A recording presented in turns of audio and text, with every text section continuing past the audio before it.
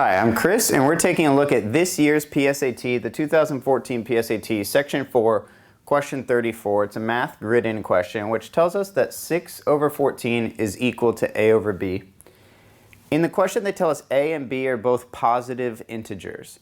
Integers, hopefully if you've seen some of our earlier videos, you remember integers are numbers that are non-decimal, non-fraction.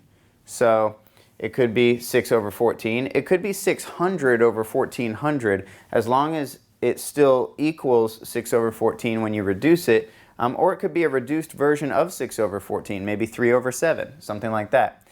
So they tell us that a plus b must be less than 12, and they want to know the value of a plus b. So for this fraction, we have 6 over 14 is equal to a over b.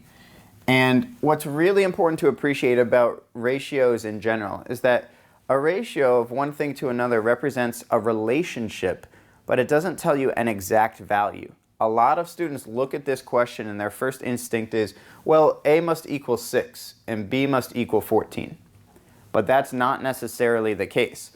A over b equals 6 over 14, but we could reduce this fraction or expand it to find the possible values of a over b. Let's take a look at how that works. So if we reduce it, we could have a over b equal to 3 over 7.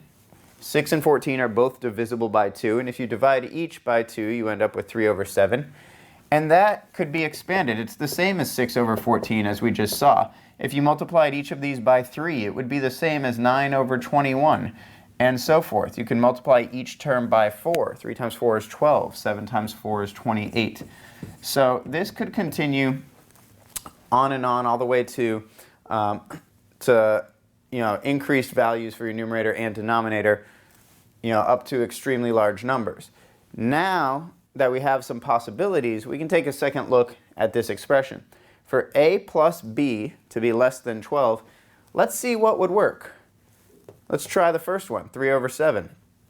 Well, if a is 3 and b is 7, if we do a plus b, 3 plus 7 is less than 12.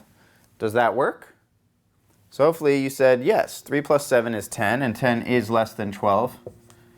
So we're good. And that's what's nice about the grid-in questions. Even though you don't have answer choices to select from, as soon as you find something that works, and as soon as it meets the requirements of the question or the restrictions provided to you, then you know that that's going to be your answer. So here we know a is 3 and b is 7. And when you add that together, I'll put it over here underneath, we get 10. And that's our answer to question 34 on this math grid-in question. For more, please feel free to check out our other videos, and thanks for watching.